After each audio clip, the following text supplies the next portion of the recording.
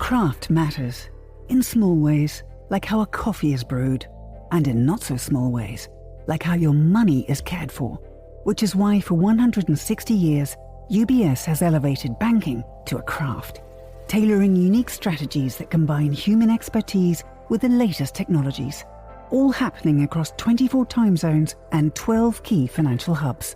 With you at the heart of it all. UBS. Advice is our craft.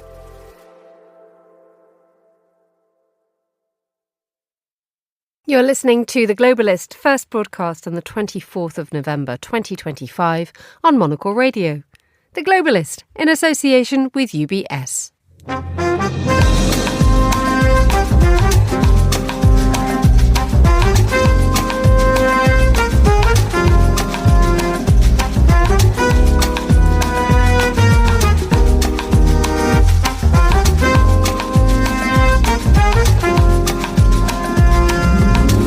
Live from London, this is The Globalist with me, Emma Nelson. A very warm welcome to today's programme. Coming up. I think today was worthwhile. It was probably the most productive day we have had on this issue, maybe in the entirety of our engagement, but certainly in a very long time. US Secretary of State Marco Rubio has positive words for yesterday's discussions in Geneva. But how can Europe shape a peace deal for Ukraine? As Kyiv's allies met in Geneva will examine the true extent of their influence. Also ahead in the next 60 minutes. A presidential election in Bosnia's Republika Srpska region has brought joy to Milorad Dodik, even though the Bosnian Serb leader is banned from holding office. Find out why with me, Guy Delaunay. We'll find out more on the presidential election in Bosnia's Republika Srpska a little later. Plus, we'll be in Abu Dhabi to hear the highlights from this weekend's Monocle Weekender. We go through the newspapers and we hear the latest tech news too. That's all coming up on The Globalist, live from London.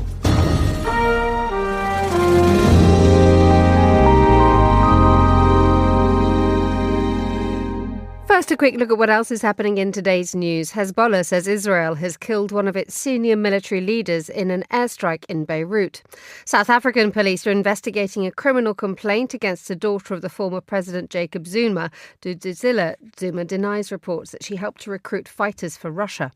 And the former Brazilian President Jair Bolsonaro says he experienced a medicine-induced paranoia that led him to tamper with his electronic ankle monitor.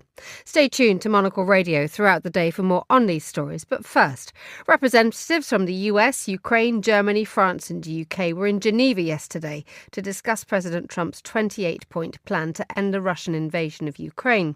When the plan was published at the end of last week, it seemed that this was the only offer on the table.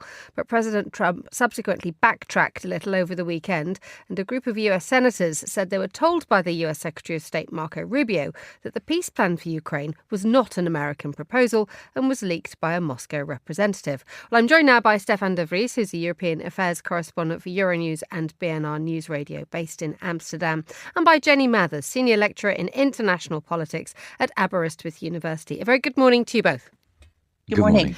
Good to have you with this. I mean, let's just start with Marco Rubio playing a central role in all this. Yesterday, or indeed in the last few hours, he gave an incredibly upbeat assessment of how these talks had gone. Let's have a listen.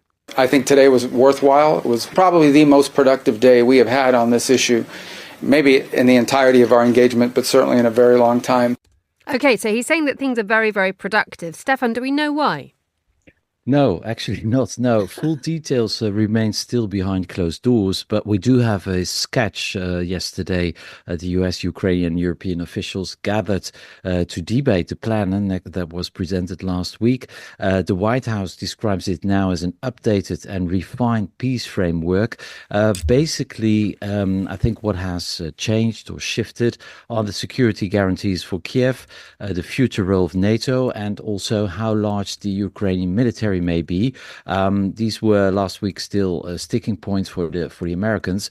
But in short, these were constructive talks, according to the Americans, but it's certainly not the end of the story. Jenny, do we know whose peace plan this is or was, given the fact that it was Donald Trump's and Trump's alone a few days ago?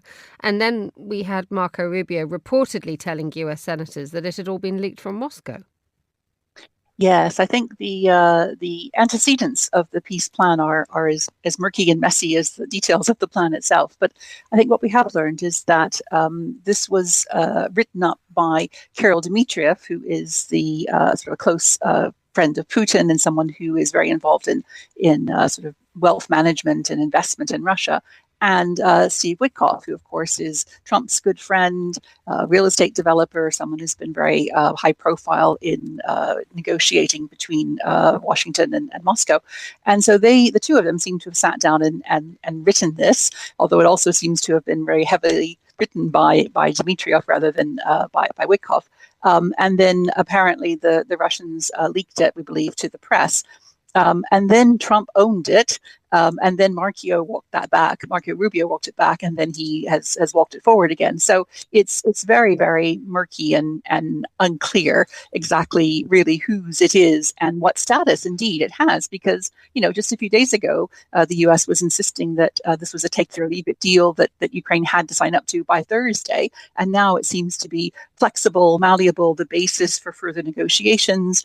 Maybe there'll be an agreement by Thursday, maybe there won't. And do we know, Stefan, how the European contingent in all this has reacted to that description of Jenny that Jenny gave us there, that this is quite a murky plan? Yes, absolutely. I totally agree. Of course, the Europeans were more or less surprised by the plan last week.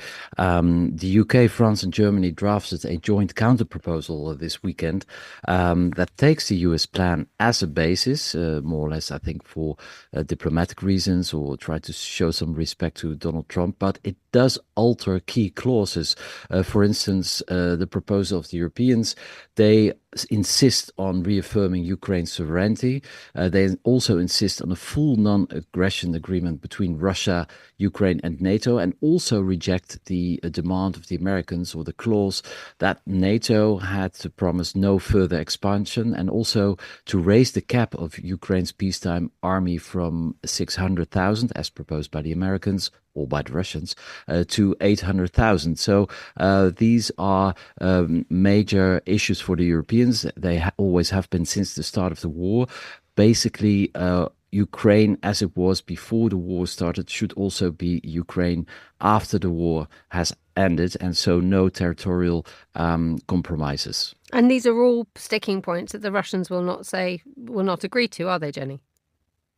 Well, I mean, the Russians have been very stubborn throughout this war in insisting on pretty much the points that are in this 28 plan, not all of them, but most of them. And most recently, particularly insisting that Ukraine should give up all of the territory of Donetsk region, including areas that Russia doesn't occupy currently. And, at the current rate of Russian advance, may not occupy fully for another 4 years. So, if these terms are watered down, then yes, it's very possible that the Russians will not be interested in them as the basis for a peace agreement. But it's so important for the Ukrainians that they are changed. These terms are changed very substantially, because otherwise, Ukraine would lose not only territory, but people, and also, the clause which gives Russia a get out of jail free card, literally, when it comes to war crimes.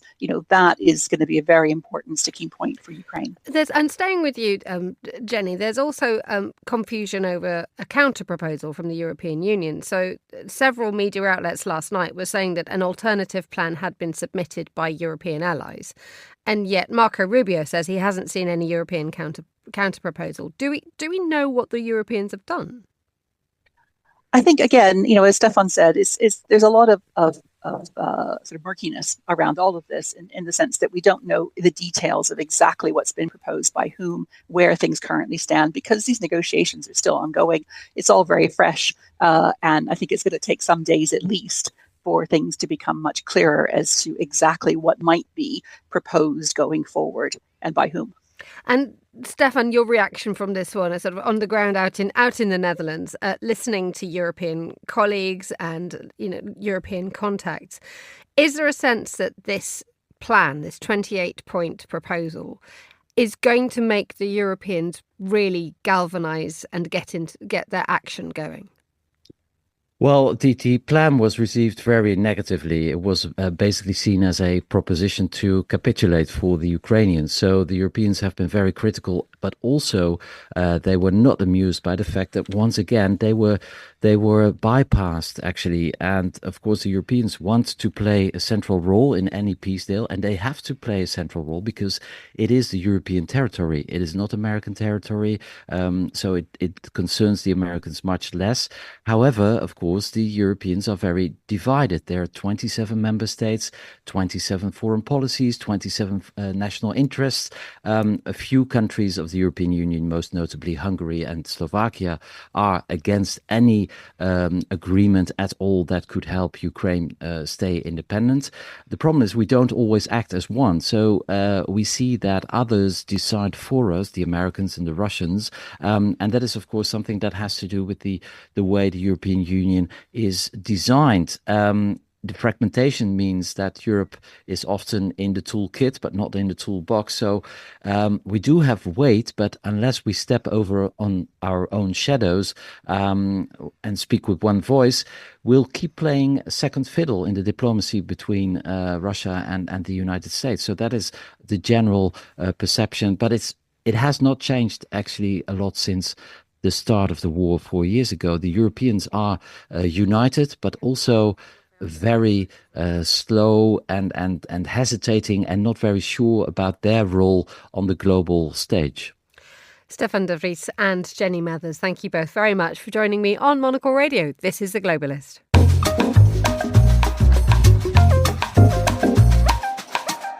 It's 8:11 in Luanda, 7:11 a.m. here in London. Now, it is a quarter of a century since the European Union and African Union formed a partnership. And at the EU-AU summit in the Angolan capital of Luanda, Brussels heavyweights will be there with this week, with the President of the European Council, Antonio Costa, and the President of the European Commission, Ursula von der Leyen, in attendance. Well, to tell us more what we are likely to see in the next couple of days, joining me on the line from Johannesburg is Marisa Lourenço, who's a political and economic risk analyst with a focus on Angola. A very good morning to you, Marisa. Good morning. Thanks so much for having me on the show today. So this is really a sign from Brussels, isn't it, that they want to make sure that this is an important moment for everybody? Yes, absolutely. I think, one of the key pillars of the EU strategy is to have greater investment in Africa. If we look at the Global Gateway and the projects it prioritizes, a lot of those are focused on Africa infrastructure, specifically improving export infrastructure. It also wants greater influence on the continent. It's trying to compete. It hasn't really been able to compete with Chinese interests, but it wants to make sure that it stays ahead of US interests and also rising Gulf interest on the continent as well. It doesn't want to get left behind. How does it plan on going about this? Well, I think that there'll be a lot of talk, obviously, on things like critical minerals. A lot of talk about things like the Lobito corridor that was identified, as one of the key projects, I think, for the West. The issue is that these fora, they're a little bit more than talk shops. They're a little more than talk shops, because at the end of the day, there's not much that they can actually do. They can make commitments, but unless we see concrete financing coming forward for these projects, they're not really going to go ahead. But I think that a lot of the focus is really just we're going to see how the EU tries to position itself, but I don't think we're going to see any major deals coming out of this particular summit. There is one thing, you mentioned the Lobito corridor. Let's sort of explain a little bit more what that is. This is a transport corridor between Zambia, Angola and the Democratic Republic of Congo, connecting all three to the Atlantic Ocean. The EU has committed an awful lot of money to this, hasn't it? Mm-hmm. Yes, so the Lobito Corridor Development Project, that's the full name. So the majority of it is in Angola with Lobito Port and then the Benguela Railway, which goes right up to the border with the DRC. Then there's a railway track that leads into the copper mines in the DRC. And then there's a smaller track that also leads into Zambia. And then the plan is to rehabilitate that entire line. And then the plan is also to develop a brand new line that extends all the way east towards Zambia's copper belt, so that you can actually connect a lot more of Africa's copper towards a new export route, or rather a revived export route. The Lobito Corridor was a colonial project, and then it fell into disrepair, and the attempt now is to revive it. But it's a very, very tall order. There is an agreement between all of the three governments. There hasn't been a lot of progress made. As you mentioned, the EU has committed financing, so has the US, but that financing is not actually materialized. So a lot of the upgrades that we've seen take place so far have been on the Angolan side, but there's very little work on the Zambian side and almost no work on the DRC side. So how much is this another symbolic gesture? I mean, you mentioned that this is a sort of a symbolic conference again. Yeah, because I mean, if we look at where the EU is right now, I don't see it as having a defined strategy towards Africa. I think it's focused a lot on its own domestic politics at the moment, which are challenging. I think especially the turning point was the breakout of Russia-Ukraine. I think the Trump administration coming in has also altered how the EU approaches global politics, and I think it's focused on that right now. I think individual EU countries have specific strategies towards Africa that they're pursuing, but I think as a bloc, it doesn't have a cohesive strategy. Then if we look at the AU, I mean, is less of a political body than the EU. There's so many members, it doesn't really have consensus on anything. I think it's good, that this will bring heads of state to speak together, but I don't really see how it's possible to get consensus when there's so much fragmentation at home for both sides. And also that sense that there is despite of what, the efforts that are being mentioned this week, that there is perhaps a waning European influence in Africa.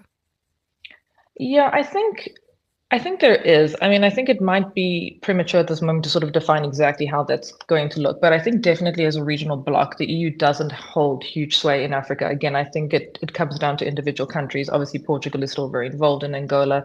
Angola is very close to the US. But I think what the EU is coming up against is that, you've got China that is entrenched in Africa. The EU has not managed to, it hasn't figured out how does it coexist alongside that. It can't be in competition with China. It doesn't have the resources. It doesn't have the same kind of presence. But the EU is facing a different challenge now, which is that there's rising Gulf investment across sub-Saharan Africa. It's fairly well entrenched along the east coast of Africa. It's expanding up the west coast now. It's also getting involved in mining across southern and central Africa. And Gulf states have a very different approach to the EU when it comes to Africa, in the sense that they're more like China, where they're happy to commit funding. They don't really get involved in politics. And I don't really know how the EU is going to compete with that, because Gulf states, especially like the UAE and like Qatar, for example, they have a strategy. They are coming in strong into Africa with big investments. Especially in mining and especially in port infrastructure. The EU is not doing that at the same speed, and because of that, it risks falling behind. Just tell us a little bit more about how much of an event this is for Angola. It is important because the president of Angola, he is currently the chairperson of the AU, and he's coming up to the end of his term. So Angola will have general elections in just under 2 years in 2027. So part of the legacy that President Lourenço wants to leave is the Lobito Corridor development project. He wants progress on that so that he can sort of frame himself as the president responsible for reviving the corridor.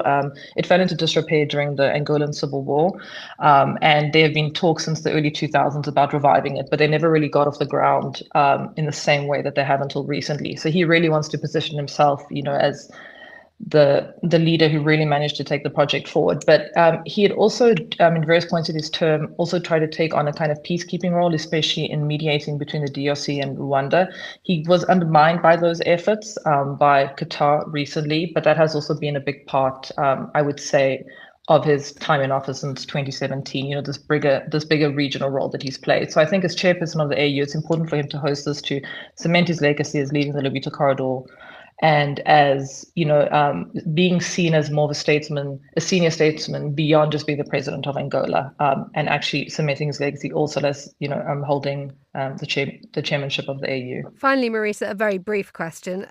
25 years since the EU and AU formed a partnership. What will things be like in 25 years' time? Will this partnership still be there? Oh gosh, that's really difficult to say. I think because there's a lot of question marks over the future of the EU. The EU of 25 years ago is not the same what it is today. So it is going to look very, very different then. I think Africa will also be a radically different place in 25 years. It has entered into a period, I think, of rising instability. I think also with the demographics of having a larger youth population, not having enough socioeconomic opportunities. I think that's going to make Africa a very difficult place to be. But I think that the two will still maintain their partnership. There's obviously issues between certain member states and their former colonies. Obviously, France is the main example here, but I don't see anything happening that would kind of break down the relationship so completely. I think Africa will be important to all global powers, including the EU. Marisa Lorenzo in Johannesburg, thank you so much for joining us on Monocle Radio. Still to come. Some of these people have been to maybe 10 events with us now. They come back again and again because they realise that they can see a place in a way that only Monocle can really help them do. We're at the Monocle Weekender in Abu Dhabi. Stay with us on The Globalist. Craft is a matter of perspective, a unique outlook, an obsessive attention to detail. With UBS's Chief Investment Office Houseview, we're focused on identifying the latest investment opportunities and market risks to help you achieve your financial goals. So you get the big picture broken down into thought-provoking insights. Delivered daily and curated by over 200 globally connected, locally active analysts. UBS. Banking is our craft.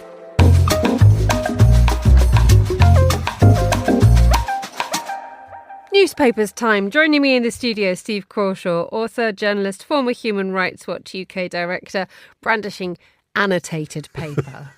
I'm so old-fashioned. You're so bright-eyed and bushy-tailed for Monday morning. This is my calming. This is my tranquility. If I didn't have this, I'd be panicking. Where was it in my phone again? I think it's here. No, it's not here. I have a notebook. This is now my calm moment. I can see it all in front of me. I have a notebook next to me. I have written precisely nothing in it. Exactly. But it is it's the fact of having. It's the blanket.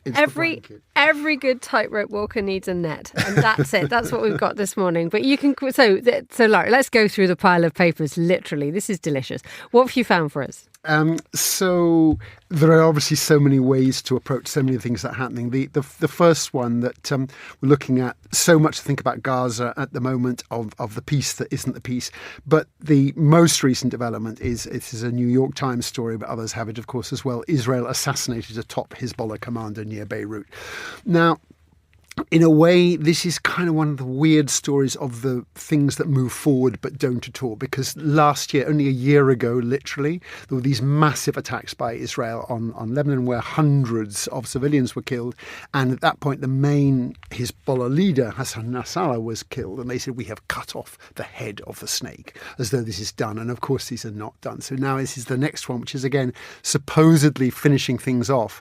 But it is striking that there is so many elements of this, both in Gaza, where there's so much unfinished business, in West Bank, where things are actually getting worse, and then these additional new conflicts that are coming up, for example, now in Lebanon. And where is the conflict now between Israel and Hezbollah, given the fact that, as you say, it's a year on, but that has given them time to regroup.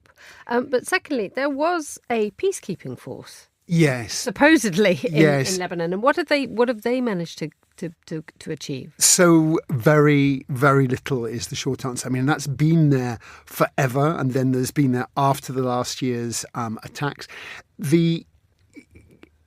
Hezbollah is, of course, a threat to Israel. There's no question about that. But it's also true that Netanyahu uses this, as he does with other threats, as a way to bolster his own profile, if you like. So just as we saw with the attacks on Iran came at a time where he was under significant pressure, and then when he came under more pressure was attacks on Qatar, which backfired on him. So each of these times it repeats and it repeats and it repeats, sadly. Let's move on to another story that you wanted to talk about. Actually, this is about the dangers of the international scheme for Gaza, what the plan for Gaza is. It's an article from the New York Review of Books, and it's an interesting one insofar it starts to talk about putting the possibility of reconstruction out of reach for many Palestinians in Gaza. Which almost seems absolutely counterintuitive. Yeah, it's a really, really sad and important piece. So we've got the Security Council has signed off on this plan, often not with much enthusiasm, but like it's the only plan that we've got that, you know, what Trump has put onto the table. And this piece, which I do think is at the heart of so much else, a brilliant piece by a brilliant writer and thinker, Sari Bashi, an Israeli lawyer who used to work at Human Rights Watch until quite recently as their senior program director. And as you say, this is about how really this is the darkness that she flags basically means that with half of the Gaza Strip still occupied by Israel and likely to become permanent, what they call a security perimeter. And she, as she's put it, this is a very strange choice of words. The area in question currently amounts to 53% of the Strip. And then she explores why things are unlikely to get better for the Gazans. And of course, what that means is it's not just a bad deal for the Palestinians, but this means really renewed instability for the region, including for Israelis as well. So she writes it in a very humane kind of way for her piece for the the New York Review of Books. There's a similar piece in Al Jazeera written by a senior UN official, Jonathan Whittle, there. And I think that there was that brief moment of like, oh, we've got peace. And of course, the fact that there is a ceasefire, that is to be welcomed. But the sense of these things, as with Lebanon, as with the West Bank, that actually these things are continuing and not getting better, not least because of the guy who sits in the White House at the moment. Of course, Netanyahu is directly responsible for all of this, but Trump is refusing to put any real pressure on at all. And indeed, this is rumbling in the background in this article, saying that I think it's 8 out of 10 structures in Gaza are either damaged or destroyed. Palestinians living in Gaza have nowhere to live. Yeah. Yet the reconstruction will be taking place immediately in areas which the Israelis are controlling. The land beyond it will be off limits, and indeed any areas still controlled by Hamas will not be subject to reconstruction. I mean, it means on paper it sort of makes sense, but at the same time it does actually completely remove the dire human need. It's kind of to those who have shall be given, to those who have not shall be taken away, basically, exactly. And so the right-wing settlers are rejoicing on the possibilities. Theoretically, that mass ethnic cleansing that was explicitly and officially on the agenda earlier this year is not anymore on the agenda, but in effect what Sari Bashi is arguing here, and she's not the only one to make it, but she does make it with a particularly powerful voice, is that actually the opposite may be the case. This is very much... Let's touch on Sudan as well. This is an article from yesterday's Observer about what's been described as the worst humanitarian disaster on earth at the moment. Yes, it's horrendous. This, of course, is not a news story. I mean, it goes back so many ways, in different ways. 20 years ago, when I was at Human Rights Watch, the Darfur conflict, the genocide there was huge, was ignored for a long time by the West, and then there was some focus. But this has come back in the past couple of years with some horrendous things. It came most horrifically with the fall of El Fasher, the capital of North Darfur in Western Sudan. That was a few weeks ago now. But a very powerful Observer piece, which takes the fact that journalists are absolutely not allowed into the area. And so this is a combination of Sudanese journalists who've worked with the Observer very courageously, obviously cannot be named because of the threats to their lives, but also what satellite photography can do.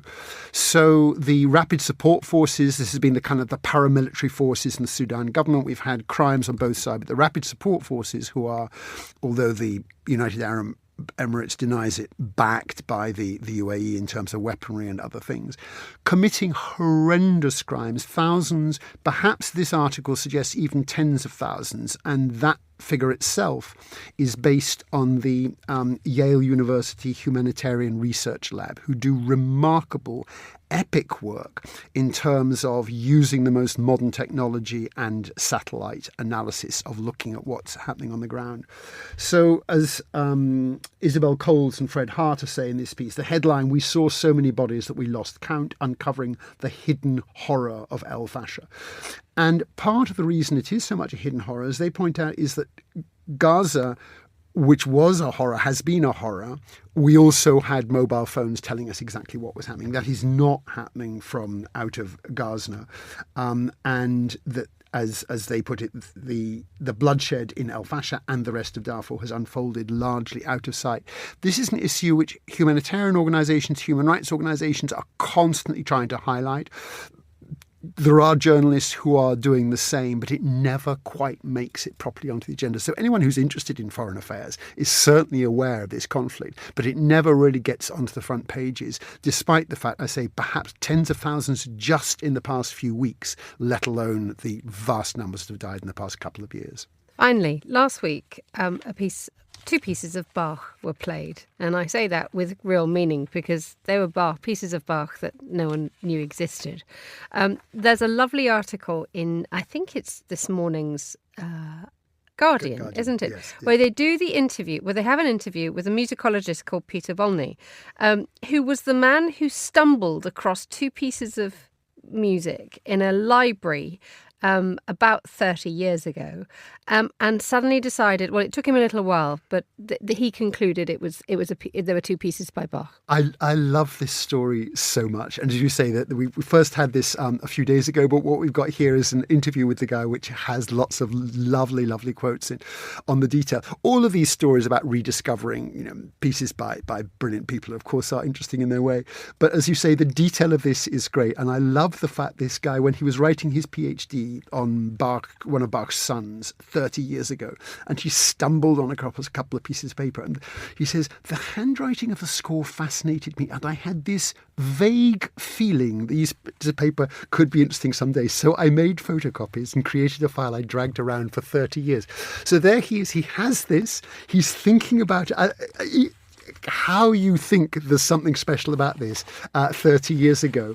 And crucially for the purpose of this story, composers were often not writing it in their own hand. So it wasn't like, I can recognize Bach's handwriting.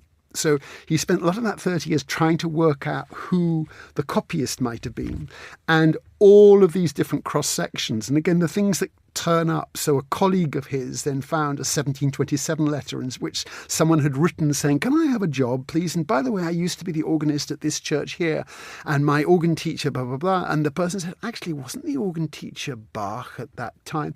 So gradually, over 30 years, various documents put together. And it's just extraordinary what sits unknown in the archives. And then we have two beautiful Bach organ pieces come out of that after 30 years. Well, after hundreds of years, but also after 30 years of thinking about it. Those photocopies have come true. They've done their work. Steve Crawshaw, thank you so much for joining me in the studio. You're listening to The Globalist.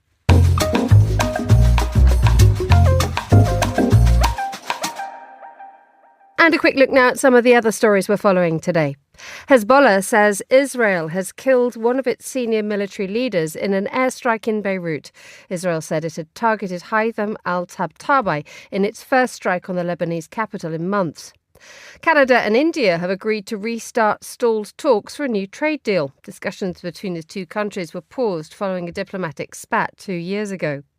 South African police are investigating a criminal complaint against a daughter of the former President Jacob Zuma. Duduzile Zuma denies reports that she helped to recruit fighters for Russia. And the former Brazilian president Jair Bolsonaro says he experienced a medicine-induced paranoia that led him to tamper with his electronic ankle monitor. The former right-wing leader was arrested outside his home on Saturday, with a judge saying this could undermine the police monitoring of his house arrest. This is The Globalist. Stay tuned.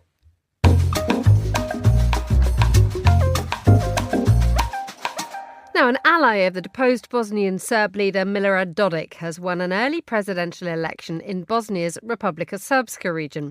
Siniša Karađorđević won 51% of the vote after a campaign which deployed the slogan for Dodik and posters of the two men together. Well, Dodik had held the post until August, when he was banned from holding public office for 6 years. That didn't stop him from campaigning alongside his proxy while promoting Republika Srpska's secession from Bosnia and incurring fines for hate speech from the Election Commission. Well, to make sense of all this, we've got by Guy Delorney, our man in the Balkans. A very good morning to you, Guy. Good morning, Emma, and good morning, all Balkans enthusiasts. Please enlighten us. This is complicated.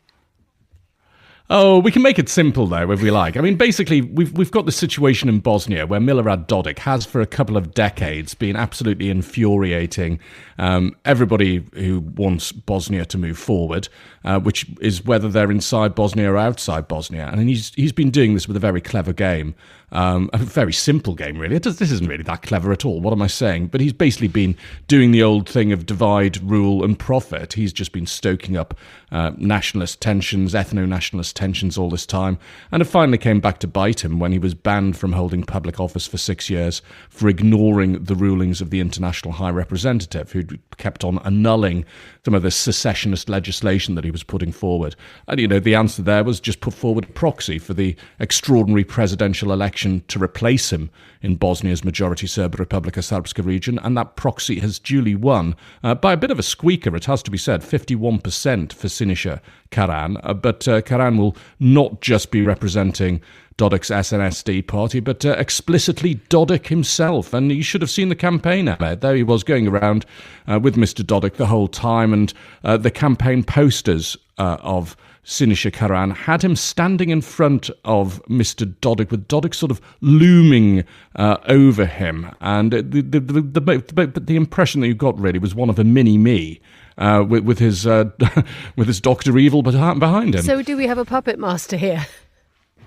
Oh, we absolutely do. I mean, I'll give you just a quote here from Milorad Dodik. He says after the election, when they finally got the results through from the Electoral Commission last night, he said, "Now you have two Dodiks. Oh, well, joy. That's great for Bosnia, isn't it?"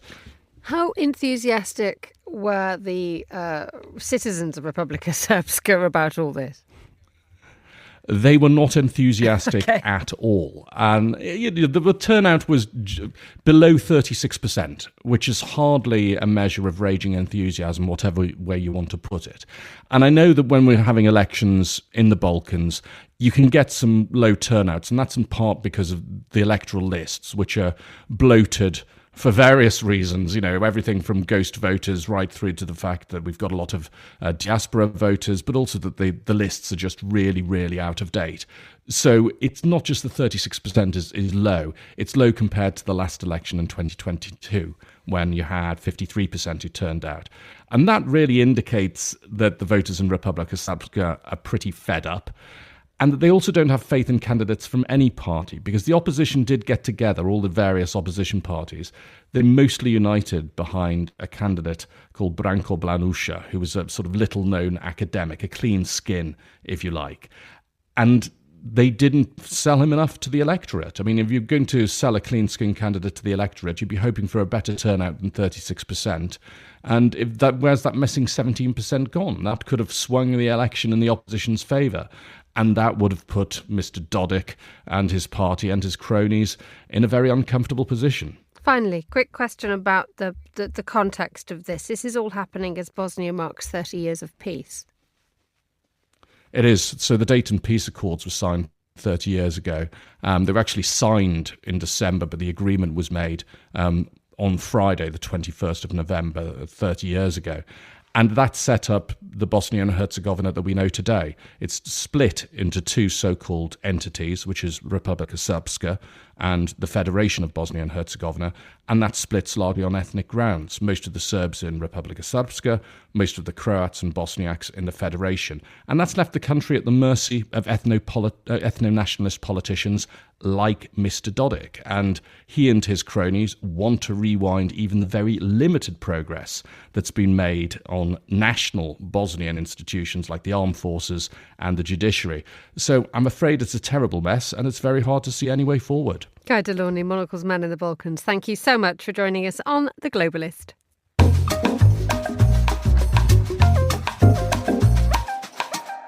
Now, before it became a top destination for travellers chasing the northern lights or climbing glaciers, Iceland was once a sought-after location for astronauts who wanted nothing more than to study rocks in its lava fields. They were the Apollo teams, learning geology before heading to the moon.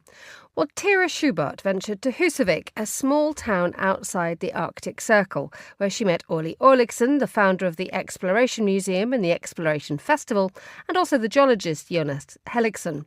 She began by asking Jonas why the lava fields were so interesting to NASA. I remember back 1960s when NASA was planning to go to the moon, and they had to find some place, something that looked like the moon. They wanted a place with black basaltic lava fields and without any vegetation if possible. And then somehow they came to find Iceland. And after looking around in Iceland, Lake Mývatn area and the interior not far from here were the training grounds for them. And I remember this as a 10-year-old boy, how exciting it was. What were they looking for specifically? This was a good question, but I'm not sure if I can answer it correctly. But they were looking for surroundings like the moon. And we have craters. We have the so-called pseudo-craters that look very much like the impact craters on the moon. And they spent most of their time there.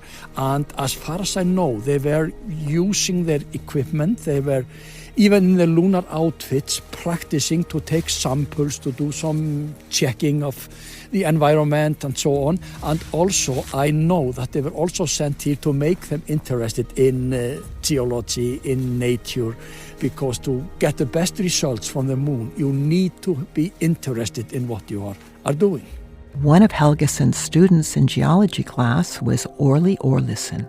Growing up in Húsavík, I was always fascinated with stories of space, but for some very strange reason, nobody ever took the time to tell me that the Apollo astronauts had trained, well, basically in my backyard.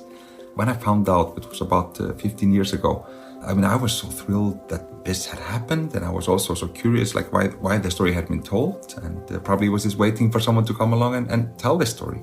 So I reached out to some of the Apollo astronauts that are still alive and told them that I had found this story, and they were thrilled to come back to Húsavík and help me tell the story and make this museum happen. 9 of the 12 men who walked on the moon learned about geology in the Icelandic lava fields.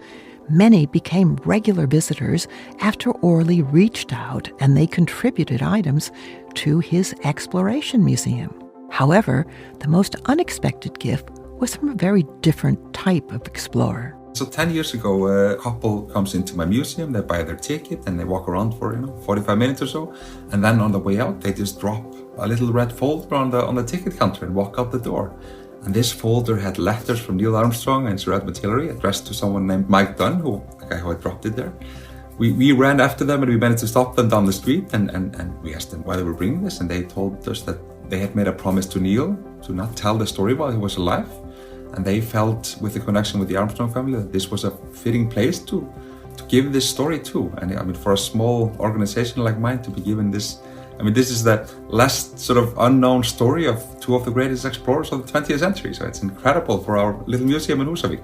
Orli reached out to Neil's son, Mark Armstrong, and Peter Hillary, who had joined his father on the journey to the North Pole.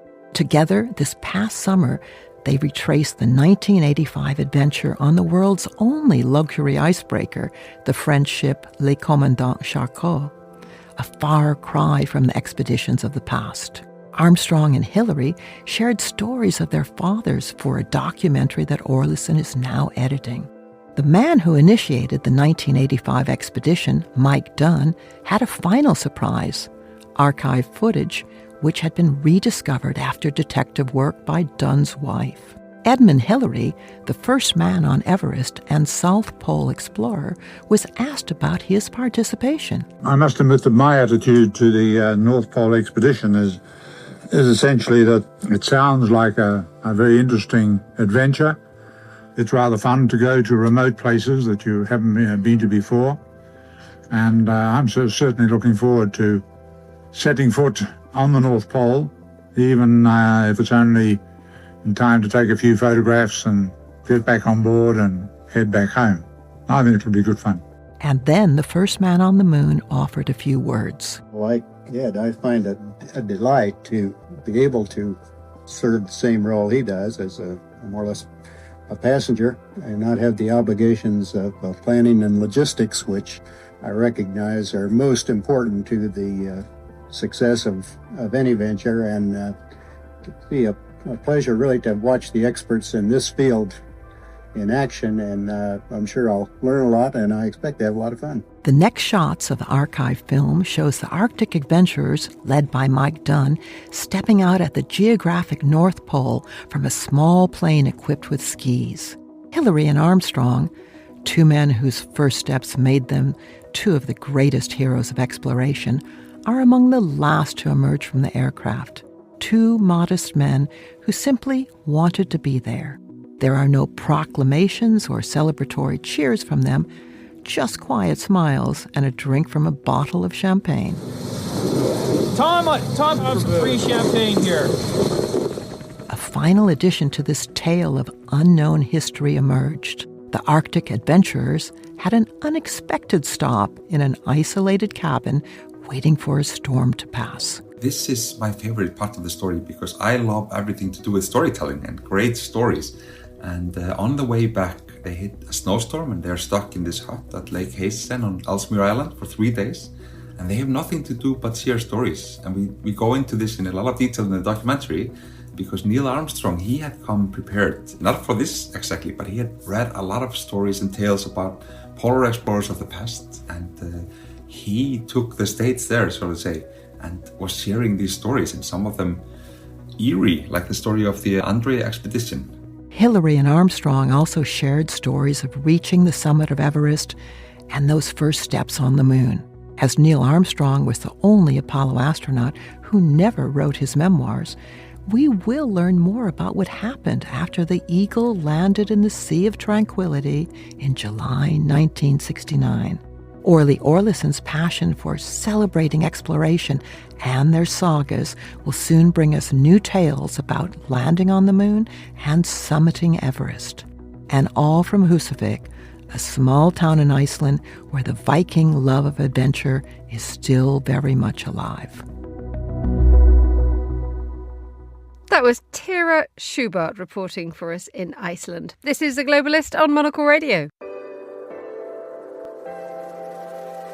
IQ, EQ, and AI. 3 components key to the craft of innovation at UBS. Because to stay ahead in a rapidly evolving age, you need a partner with decades of experience, endless passion for the work, and a finger on the pulse of leading technologies, bridging human expertise with artificial intelligence, all to elevate you. UBS. Banking is our craft.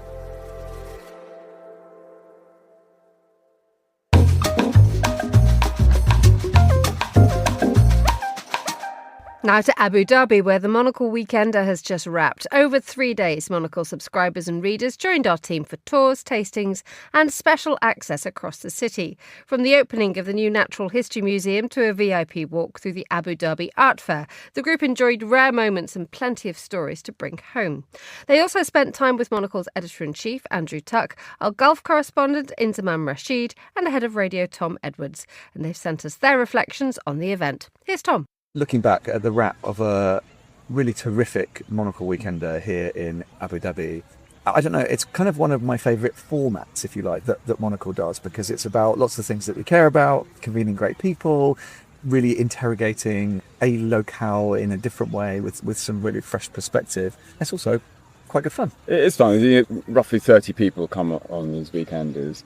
We're on the road quite a lot. We're going to restaurants. We're eating local food, meeting the best chefs, getting the inside scoop on a place. But by the end of it, people have exchanged cards, made friends, and the bonhomie between people has been absolutely extraordinary. And I think yesterday, going to the Abrahamic family house and then ending up at the Louvre for lunch, sitting on that terrace, that it was just amazing to see the closeness of these people and the bonds that have been formed. And let's point out that some of these people have been to maybe 10 events with us now, that they come back again and again because they realise that they can see a place in a way that only Monocle can really help them do. Izzy, that must be kind of exciting. Well, I guess in your day-to-day as our correspondent covering the whole of the Gulf region, but of course from your station in Dubai and popping up regularly to Abu Dhabi, it's an exciting opportunity, right, to ensure that our audience in print, on the radio, in all of our formats is getting the real picture of what's happening in this region, right? Hugely important. There's so many misconceptions, Tom, about this region, but also about the UAE. People see what they see on social media, particularly, kind of Instagram and TikTok and things like that. And there is there's an odd kind of perception about what this region offers. But we've been here for the last few days now. The hospitality has been incredible. The culture scene now across Sadia Island in particular is amazing. There's nowhere else in the world where you can stand on the forecourt of the Louvre Museum, look across the water and you see the Guggenheim. If you wanted to do that today, you'd have to take a flight to do that. And so Abu Dhabi offers that kind of cultural aspect to this city now, which I think is really exciting for a relatively young country as well. And I think it's really nice for people to come and just break down some of that stigma that is around the UAE in particular. And we've had some guests on this trip, particularly, from America as well, who've spoken so openly about their thoughts about the UAE prior to being here. Then they've landed in town and they've gone, actually, it is nothing like what we expected. And they're messaging friends and showing them photos. And that, for me personally, as someone who now calls this place home, it's just so nice to see. And Andrew, tell me a little bit about what it does for you to take a little bit of inspiration. It's not bad to get away from the leaden skies of London, let's be clear. But also, it is great, isn't it, to go and interrogate these things, to visit these kind of attractions, to talk to different people. It's fundamentally important in the work that we do every day, right? But it's a little bit inspiring. It is inspiring. Look, this is one of the wealthiest countries in the world. You don't have to pay income tax. It attracts people who are incredibly entrepreneurial. Some of the inspirational things, I think, are the conversations we have in many developed countries around migration, about whether we can welcome outsiders, what kind of outsiders. And here they've kind of worked out who they want, who they think is a good partner for them. And then once people come here, it's amazing to see how people park all animosity, get on with the project. And I think from you sense it from the leadership all the way down, that people come here because they want to work incredibly hard, be committed. I don't think there are many people here fighting about, working from home 3 days a week and, work-life balance. That is part of the deal. I don't think people who move here should think that it's for an easy life. I think people move here because they're incredibly driven. And if you want partnerships on that, this is a place to start. So I think for inspiration for me, it is a little bit about what you can do when you're totally invested in a project, when you have full belief in something, when you have leadership that actually is courageous, then suddenly, stuff begins to happen. My thanks to Andrew Tuck, Tom Edwards and Inzamam Rashid for that report. You're listening to The Globalist.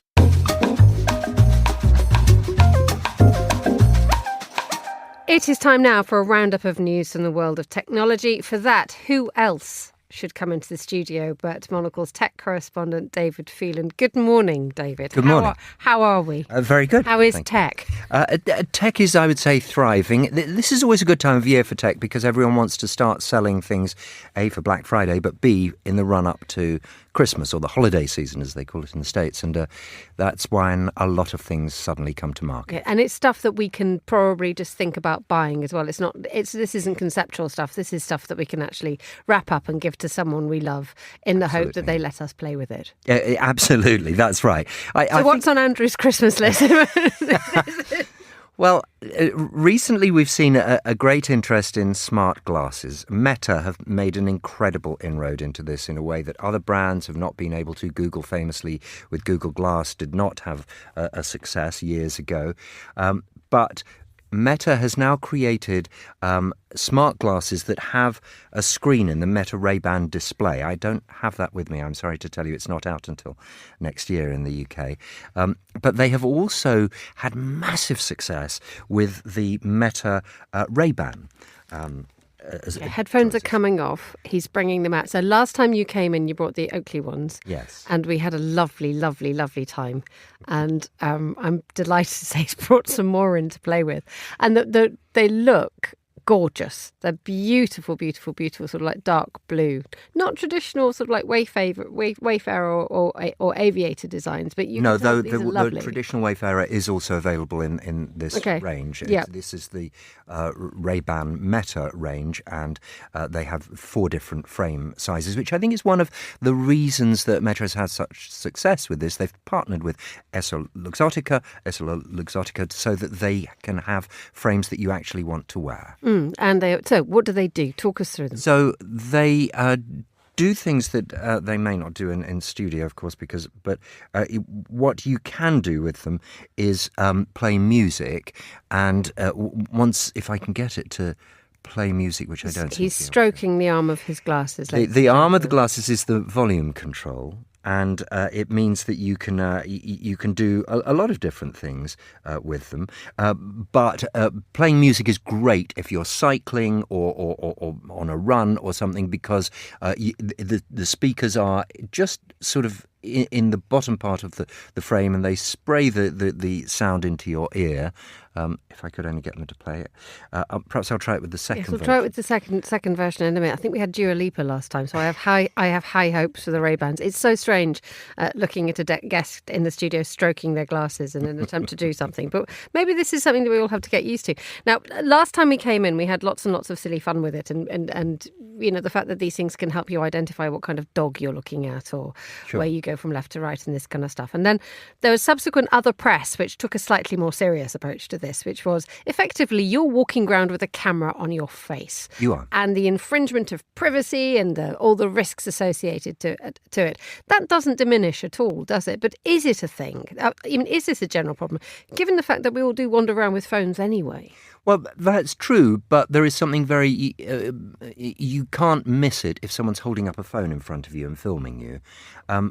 Here, I'm going to put the other pair on now. These are great, everybody, because they're sort of a cyclist's one, and yes. he looks like he's just about to take off. This is an Oakley, like the ones I had last time. This is the Oakley Meta Vanguard, and they are absolutely, as you say, designed, I don't know why you're laughing, for someone who wants to go skiing or cycling, and the camera has been repositioned to the middle here.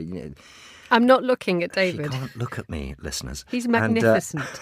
And the camera here, I'll take a picture of you, and a light flashes. He's flashing. And similarly, if I press and hold that, I can take a video. That's quite cool if you're cycling to see your journey being done in real time in front of you, and so that flashes continually while you're shooting video. So I suppose you could cover it up, but I think it would be quite difficult to do. So in other words, you are always giving away that you are shooting video when you do it. Whereas on the Ray-Bans, it's slightly more discreet. Yes, it also has a light, but it isn't quite as obvious. Are we all going to be buying these for Christmas? I think so. I think they are phenomenally successful. The Ray-Bans are version 2. The first generation ones are suddenly reduced in price considerably just in time for Black Friday, because the new ones, which have better battery life, better camera, are just out. So those are the reasons why you can now snap up a bargain in terms of Meta smart glasses. Thank you, David. Never take those glasses off, ever, please. Okay, let's move on to Apple AirPods, the things that we all lose but love. There's a new generation of them, and how much better are they than from the last ones? They're a lot better. Apple AirPods 2 AirPods Pro 2, I should say, were already very good. But where these have got better is that I'll pass them to you. They look pretty much identical, but actually, the materials that are used in the ear tips are now a different kind of foam that is firmer, and that means you get a better noise isolation when you put them in, and that really helps to contribute to noise cancelling. So much so that I've worn these on a plane, whereas previously only ever worn over ears, but it's so much better. The noise cancelling is really terrific on these. But they also have two other things. They have heart rate sensors in the earbuds. I'll see if I can see where there. That's the heart rate sensor, and it means that if you're on a run, it takes notice of your heart rate and saves that to your iPhone. It doesn't talk to you while you're doing it. It can do. You can ask it questions. Am I about to have an episode? Am I all right, Doctor? Yeah. And while you're wearing your Oakley glasses and your Apple earbuds, what kind of world do you then inhabit? Well, that is a complex, certainly, world. And I should add that the Oakleys can work with Garmin running equipment or cycling equipment, so that you get details from them as well. Thank you very much indeed, David Phelan. Oh, finally, we've got 10 seconds to talk about Pocketbook. Yes, Pocketbook is a Swiss e-book reader, and they've just introduced an app that now lets you borrow books from the library digitally. You can do this on the Kindle, but it's much more of a faff. This is a seamless way to do it with the Pocketbook times Libby app that is just arriving now. That's perfect. Thank you so much indeed for that, David Phelan, Monocle's tech correspondent. And that's all the time we have for today's programme. The warmest of thanks to all my guests and to the producers Chris Chermack, Tom Webb and Laura Kramer. Our researcher was Joanna Moser and our studio manager was Mariella Bevan. After the headlines, more music on the way. The briefing's live at midday here in London. The Globalist is back at the same time tomorrow. But for now, from me, Emma Nelson, goodbye. Thank you very much for listening. Have a great week.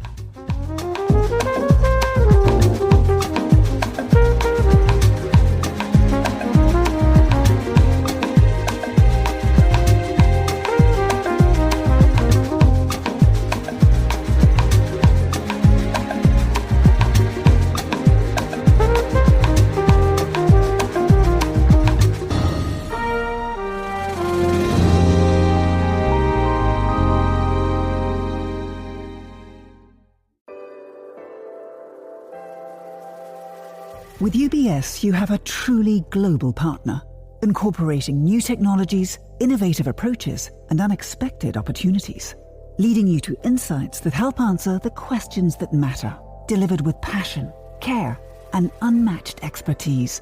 Because it's about rising with the dawn each day, knowing that we can do even better. That's what banking is to us. Not just work, but a craft. UBS. Advice is our craft.